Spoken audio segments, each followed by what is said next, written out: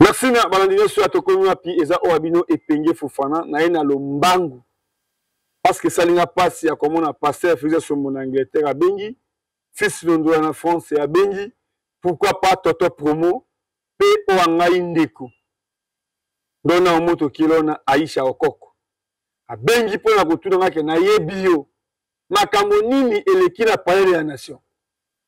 Maman pourquoi partir à Canada aussi à bengi pourquoi pas maman Marie-Jeanne représentant à sœur na Belgique.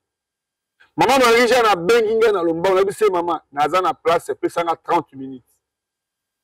Le tamboli na mona kolo lopango Eliezer Tambo charmant. On a luki ba député même na tuna bango.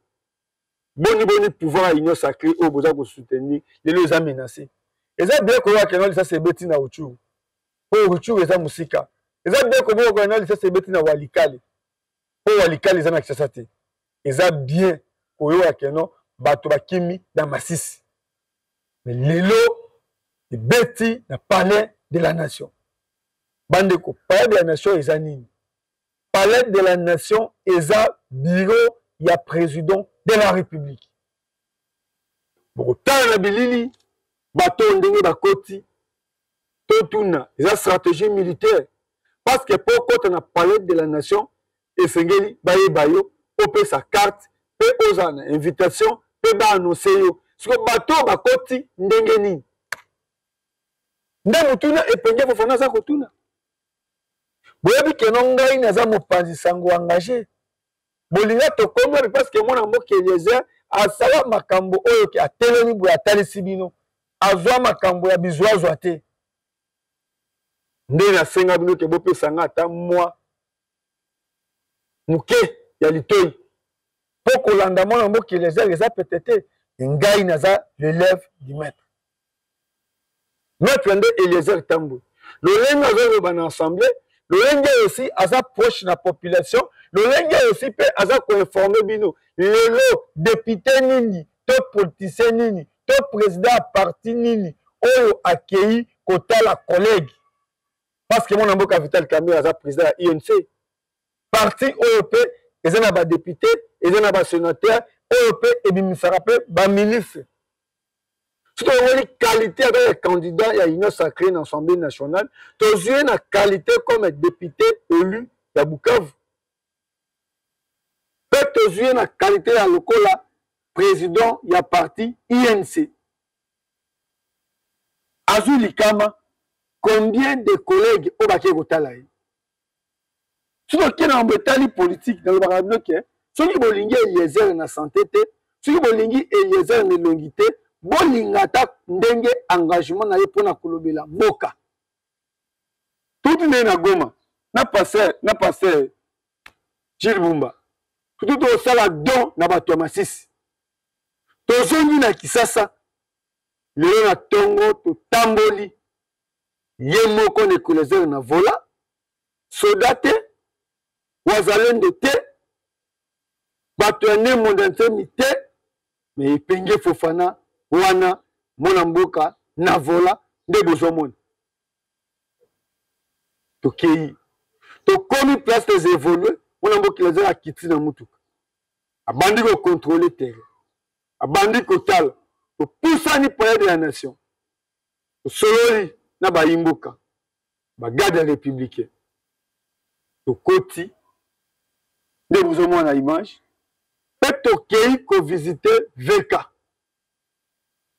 Salinga Sai, tant on moni général Dodo, na porte, tant on moni Monamboka Marcelo, Massaro, Abimi, na senti que oui, au pénal résidence c'est avec eux. Pour ça, on moni Monamboka Eliezer, on moni Fofana et Penge notable. Soit on moni notable et Penge, Fofana, au lieu que nous avons ma coquille à cause de l'information à Monamboka Eliezer. Est-ce qu'il y a aussi? Et vous méritez na moni pe protocole ya VK. Et vous méritez na moni garde de corps ya VK ou azalaka mbinga ou azalaka pembe na ndimi que oui au résidence ya VK. Mon mboka Eliezer a poussani de besoin na image. Sololi na général Dodo. La qualité comme député comme Saturnier de la République comme un représentant à villageois, et comme Masolo, na député, Molobeli, il y a peuple congolais. Tout cela, c'est mon amour qui les est. Aussi ici, to zongi, mais c'est mon abisso to komi liboso, même il y a pas autorité.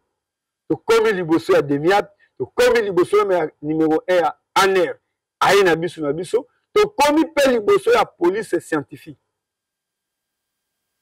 Si ba osala ba makambo bango biso toza déjà wana. To linga mboka. Mboka epesi yo déjà nyonso. Et commission ministre, epesi yo conseiller, epesi yo député, epesi yo excellence, epesi yo directeur à cabinet, epesi yo général. Vous trahir mboka pour gagner quoi? Parce que mbongo wa trahison eza différent. Okosomba monnaie mususu aussi baka $10, to kozala na $100, ozala obligé de changer petit coupure. Mais vous trahir mboka pour na ko gagner nini? Le monde y a FRDC. On va salir communiquer. Cette tentative a impliqué des étrangers et des Congolais. Ces étrangers congolais ont été mis hors d'état de nuire, leurs chefs y compris. Les forces armées de la République démocratique du Congo demandent à la population de vaquer librement et tranquillement à ses occupations. Les forces de défense et de sécurité ont la parfaite maîtrise de la situation. Mais toujours c'est la ministre de la Défense, toujours c'est aussi ministre intérieur, toujours c'est aussi porte-parole du gouvernement, parce que eux et Sami, na Kinshasa, na bureau, il y a président de la République. Bateau ba koti na kati ndengeni. Le roi en métal sécurité. Le boy ko kota na mozindo, mais ya ko kamwa ke lobby politicien ngo ani yebi. Alobaki lobby ke ndenge to fandi boy. Parce que biso to soana ba Etienne Tshisekedi. To sololaka na ba Sheribe Okendi. To sololaka na ba Mamadou Ndala. To sololaka na ba général Moussa Mabe. To sololaka na ba général Kissa Sengane. To sololaka na ba Patrice Emery Lumumba. To sololaka na ba prophète noir, premier prophète noir Simon Kimbangu. Lobby ezala politicien moko na masolo na bango ya ba politique. Alobi ke ndenge to fandi boy ezala bato bazoya kozwa pouvoir oyo. Alobi yango soki na ba 23h mais avant tongo etana ebeti. Sikoyo tobenga ye prophète, tobenga ye complice. Peka bato ande bazo kendaka pembeni ya mokonzi ya mboka ke balingi ye. Peka bato ande bazo komisaka kombo ya chef de l'État Fati Beton. Soka lobby il faut attendre kombo ya président. Ndete lobby na président boy. Bato tout babengaka yo papa baza bana na yo te. Bato tout babengaka yo papa fo lukoyeba zemi na ye ekota mokolo nini. Pe moto yango oyo abotama na maternité nini. Omoni moto atrahira toujours. Moto a trahir Joseph Kabila. Moto a trahir musée. Bon, moto a trahir le monde à Tshisekedi.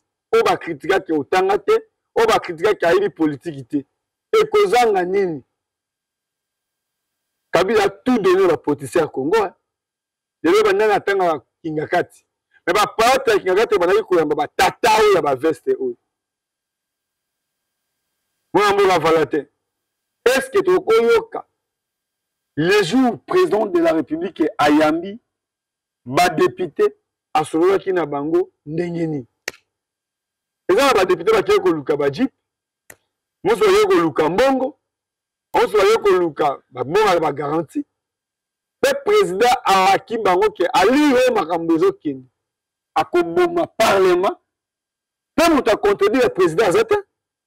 Nos mauvaises habitudes, nos problèmes habituels de positionnement, de satisfaction personnelle sans tenir compte de l'intérêt national.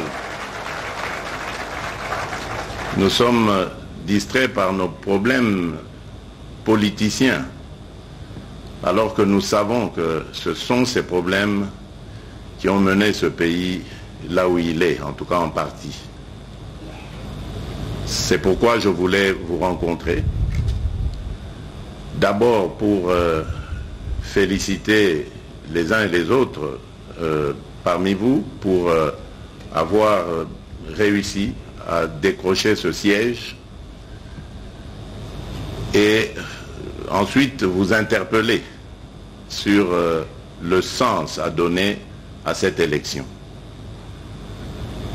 Parce que beaucoup pensent que c'est encore une fois une satisfaction personnelle, mais non, c'est une mission dont vous êtes investi par notre peuple, qui attend justement de cette désignation, cette élection, des résultats.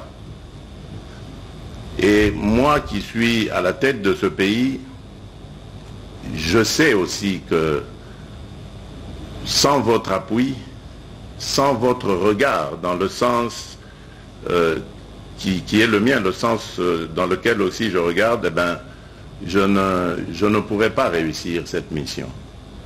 Donc nous avons plusieurs défis. J'ai parlé du défi sécuritaire, mais à côté de ça, il y a tous les problèmes que vous connaissez. Le pouvoir d'achat, l'emploi, surtout l'emploi des jeunes, des femmes et la promotion de celles-ci. Nous devons en faire des priorités. Mais j'ai l'impression que nous tardons à nous mettre à la tâche pour regarder les choses dans la même direction, en étant solidaires les uns des autres, en ayant l'esprit de sacrifice, parce qu'il n'y aura pas de poste pour tout le monde, il n'y aura pas de place pour tout le monde, mais ce sens du sacrifice pour que ceux qui seront là soient soutenus et accompagnés, c'est ça que j'attends de chacune et de chacun de vous. Je sais que vous en êtes capables, mais en même temps, vous êtes rattrapés par ce que j'ai dénoncé ici, les problèmes du quotidien, de positionnement personnel, qui ont fait que notre nation a perdu ce sens de solidarité qui faisait notre force à l'époque et qui constitue aujourd'hui notre faiblesse et le danger justement d'une défaite à venir face à ceux qui envient ce pays, qui veulent le voir balkanisé et qui veulent se contenter évidemment des petits morceaux qui résulteraient de cette balkanisation. Donc c'est vraiment un appel à la conscience, à l'éveil de notre conscience. Parce que nous avons besoin d'être ensemble, d'être solidaires et de faire face à toute cette adversité. L'adversité, elle est certes extérieure, elle vient de l'extérieur, mais attention, elle a des ramifications en interne, et ces ramifications, justement, inconscientes évidemment, se réveilleront plus tard lorsque, si leur évidemment besoin, si leur besogne est satisfaite, ces infiltrations se réveilleront plus tard pour pleurer encore sur leur sort. Donc je compte sur vous pour être vigilants, et ça commence justement par nous mettre d'accord sur ce que nous allons faire dans un avenir très proche. C'est-à-dire déjà en mettant ce bureau de l'Assemblée nationale en place, puis ensuite celui du Sénat, et puis investir le nouveau gouvernement et se mettre directement au travail. Alors, ici, je ne suis pas venu pour accuser les uns et les autres, je suis venu simplement entendre aussi votre voix, parce que je ne l'ai pas entendu. Ce que j'ai entendu,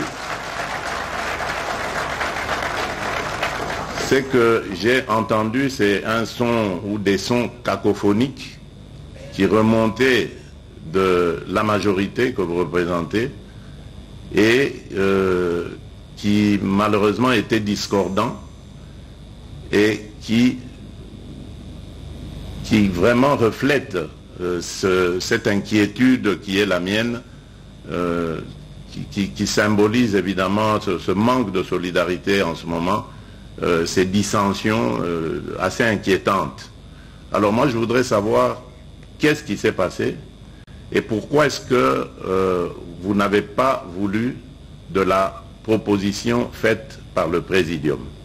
Si les choses ne se sont pas passées comme elles devraient se passer, eh bien on va les recommencer quitte à ce que nous y arrivions. Tout ce que je demande deux choses dans ce que j'ai vu qui a été présenté par le Présidium. Je n'ai pas été satisfait, d'abord, par rapport à la représentation des femmes, il n'y en avait qu'une, et deux, aussi par la non-représentation de quelqu'un qui pouvait symboliser la grande province orientale. Sur l'exercice parlementaire, le garant de la nation a fustigé les antivaleurs constatées au cours des précédentes législatures. S'en est suivi peu après une séance d'échange direct avec les membres de l'Union sacrée sous la modération de son secrétaire permanent. Les intervenants ont pour la plupart plaidé en faveur de l'équilibre géopolitique et de la représentativité de la femme dans les tickets présentés par le Présidium sur l'élection de membres du bureau définitif de l'Assemblée nationale. Une plaidoirie acceptée par la haute autorité de l'Union sacrée qui a recommandé que cette liste soit revue et corrigée. Si nous suivons le poids politique, ce sera, c'est vrai, beaucoup plus facile de satisfaire à mes deux requêtes qui sont celles de voir plus de femmes et une représentativité de la Grande Orientale. Mais si nous allons aux primaires, ma crainte, c'est que ces deux critères ne soient pas du tout pris en compte. C'est pourquoi je serais plutôt tenté à aller dans le sens du poids politique. Donc, je vais demander au Présidium de regrouper les chefs des regroupements, enfin de les rassembler, de rassembler les chefs de regroupement demain, au plus tard, demain, et de voir avec eux comment, en suivant le poids politique, on peut revoir toute la liste, sauf évidemment. On regarde les autres, là où il y a conformité, on peut passer assez rapidement, et puis on se met d'accord sur les autres postes en tenant compte de ce que j'ai demandé, c'est-à-dire la province orientale et la représentation, davantage de représentation féminine. Mais tant que maboko, balobeli bango, babeti maboko. Balobi pona mboka, babeti maboko. Mais au juste, babetaki maboko pona likambo nini. Président alobeli ba député, babeti maboko. Président alobeli comportement ba député, babeti maboko. Mais au juste, babeteli maboko likambo nini. Quand vous avez dit présidium, il y a une union sacrée. Hypocrisie, ça m'a cassé. Tant d'hommes batata ou bafandi. Et t'es en boka, même balobeli en côté. Mboka ils ont agressé. Parce que comme un ministre, na mboko ils ont ndam. Au comme ministre, on a massé sur au comité. Au comme ministre, on que de ça discours na autorité. Mais à quoi aux un ministre? Et c'est aux un ministre, c'est à kamba mboka mobimba. Marambo tout président de la République a bien député. Est-ce qu'il y a aussi? Na wa salami lelo. Ce qui n'est pas qui a kala, mais na Fatima to qui déclaration. Mais pour la nini ba politicien à union sacrée, bazon le batté. Et là tout n'a pas ba IDPS. Bon si là IDPS, il y a opposition. Là IDPS il y a pouvoir. Différence c'est ça musika. Mais bon, là, qui dit que beaucoup de terrain, beaucoup de peine à 4. C'est-à-dire que beaucoup de bino moko na pouvoir, bino moko na opposition. Ah ouais, beti na kisasa. Combien de temps de yoko la mona mboka Fofana Epenge et mona mboka Eliezer? Combien? Ceux qui na Goma, Kagame azonyokola biso. Kagame azonyokola biso. Mais awe beti na Kinshasa. Bato bakoti ndeni. Pe ba louer esprit de vie oyo ndenge nini. Mituka oyo batamboli nango, batamboli nango ndenge nini. Bazwi bakabira ndenge nini. Nde mutuna. Botala ba image. Ke mutu me mata ava Kinshasa. Alors lakisa bino ndenge azosala ba entraînement, ba préparation na ye, mais ba service eke wapi. Président de la République. Mboke elingi yo. Yango ozomona chaque fois bazotate. Nzambe azotalisa. C'est là où je félicite Claude Kabundu Alesa. C'est là aussi je félicite le pasteur Moïse Mbiye. Yango esengeli lelo bo cadré conseil wana parce que ça adoration. Mirageri ko koya na adoration. Mirageri ko koya na loyembo. Lelo za mamba ko teate, lelo za makambo ya toyemba, to adorer, lelo musu nzamba akopesa yana. Lelo musu ala akopesa yana. Yango kolongwana nga aw azokende na stade. Merci. Et courage na président de la République. Pour avoir morale, avoir courage, avoir détermination. Président, élike na mutute. Même maman, un moko na wambotali mboka, batiaka maman mupanzi. Et là, ndenge moko pe na ba pasteur, et akendaka na concentration, atiaka maman pembeni, atiaka mona pembeni. Et moi tango tambola na tapis rouge. Et ça pona yo moko. Pour yonde ba vota président de la République. Ba vota colonel mokote, ba vota général mokote, ba vota directeur à cabinet moko, ba vota nde yo président Félix. La mouka. Tout senti que papa Zali. Trop c'est trop. Ou tu ko père de combattant à garde corps na. Tout c'est la coutu. Rapport aux unanités. Beti na palais de la nation. Beti na bureau na yo. Tous les ressources nini. Tu me dis courage. Ya kokoma ti na palais de la nation. Kokoma ti na résidence à Vital Kamel. Bon ngo bato mususu. La mouka. Soki moto aza na armée, azo servir mboka te. Longola ye. Soki moto aza na politique, azo servir mboka te. Longola ye. Ta kolela esili. Ta kosambela pe esili. Ekomi ta kosala. Merci na mwana mboka Valentin. Ya koloba eza ebele te parce que kanda pe nzoto nazo sentir banzube. Makila Mamadou Ndele etanga pamba te. Makila Général Baouma etanga pamba te. Makila Kisa Sengande etanga pamba te. Makila Etienne Tshisekedi o asala lit baninga batika ye makai mboka te. Atika notable à limiter. Oza mukumba munene ya kokotisa bato na kana pe kokabula yango pe bandako ane fo moko nde otonga yango. Bakosi yo mingi. Pasi awa de basala priere na stade. Toza bapolitisia bamiyibi. Bapolitisia basila soni. Bapolitisia balingi mboka te. Po yo moko oyambi bato oyo oyambaki batekaka bilamba te. Oyambaki bango mpe bapoliticien. Mais yo moko olobi ke balobeli mboka te. Kaka 3 députés. Honorable Eliezer, honorable Gwitakwira, honorable Lokoto Madia, nde balobeli mboka si 400 et quelques élus.